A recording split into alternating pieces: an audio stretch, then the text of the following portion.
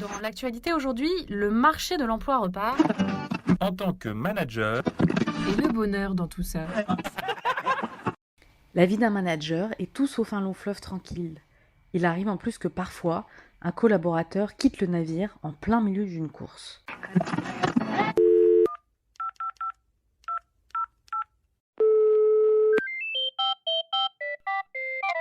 Service après-vente du manager, bonjour! Bonjour, j'ai un de mes collaborateurs qui vient de poser sa démission. Je me sens pas très à l'aise vis-à-vis du reste de l'équipe. Comment je gère la situation? Alors un instant s'il vous plaît, ne quittez pas. Bonjour, je suis Carole Laubry, je suis associée fondatrice du cabinet Résultance et c'est avec grand plaisir que je vais répondre à vos questions. La première chose, en tout cas, de faire, c'est de ne surtout pas taire l'événement. En fait, une démission, ça renvoie un signal à une organisation.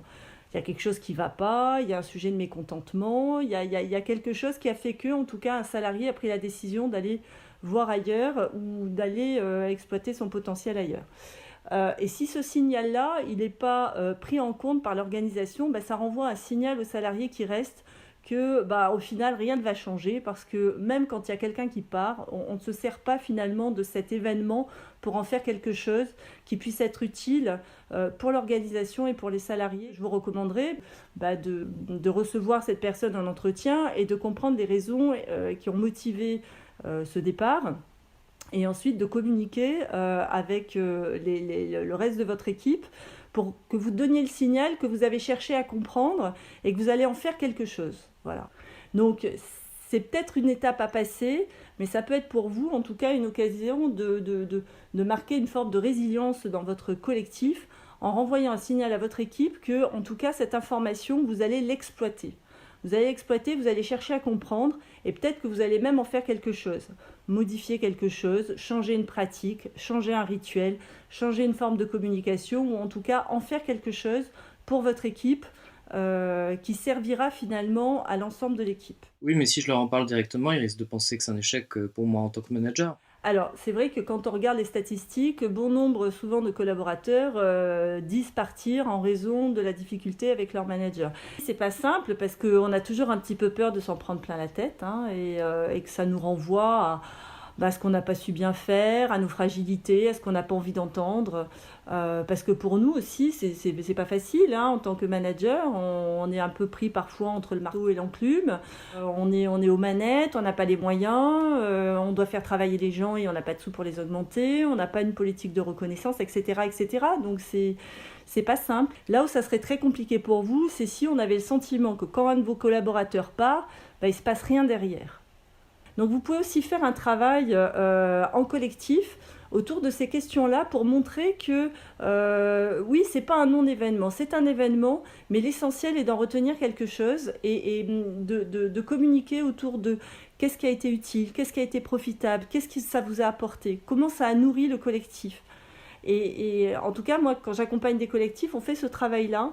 Et c'est quasiment comme un travail de deuil, en fait. Vous voyez, que vous faites vivre à votre collectif en amenant le collectif à verbaliser et à expliciter, c'est dur quand il y en a un qui part. Nous, c'est pas facile aussi. On aimerait bien peut-être partir et peut-être qu'on n'a pas trouvé l'occasion. Et faire tout ce travail-là, ça permet de rembarquer tout le monde parce que ça permet de faire de cet événement le sujet d'un travail collectif. Bon, mais comment je remobilise l'équipe, sachant qu'en plus, il va falloir répartir le travail de celui qui part? Effectivement, il y a des compétences qui partent, donc ça veut dire qu'il va falloir assumer par d'autres personnes des tâches qui, donc, ne vont plus être réalisées par cette personne-là. Donc là-dessus, il y a plusieurs cas de figure. Soit il y a une répartition des tâches et vous mobilisez l'ensemble de vos collaborateurs en leur expliquant que de toute façon, il n'y a pas le choix parce que ces tâches-là, elles doivent être accomplies pour remplir le projet collectif. Et donc, il va y avoir un saupoudrage de ces tâches-là au sein de l'équipe. Ça peut être l'emploi temporaire d'une main-d'œuvre qui provient de l'extérieur, le temps d'eux. C'est peut-être l'occasion pour eux aussi de les entendre et de les écouter sur qu'est-ce qu'ils en pensent, qu'est-ce qu'ils ont à en dire, parce qu'au final, c'est quand même eux qui vont gérer ça aussi. Donc ça peut être aussi une occasion de rester dans la communication et dans dans la transparence sur la répartition des tâches. Ce qui met la dynamique en mouvement et ce qui permet de rester dans la cohésion, c'est de ramener la vision et de rester aligné sur la vision commune. Donc c'est de refaire ce travail en collectif qui fait que y en a un d'entre nous qui est plus là, mais on reforme un corps et on se réaligne ensemble sur la vision collective. Donc c'est revenir sur la vision partagée pour recréer de la dynamique au sein de l'équipe.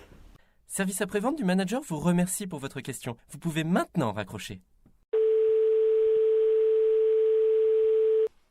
Un podcast de Cadre Emploi.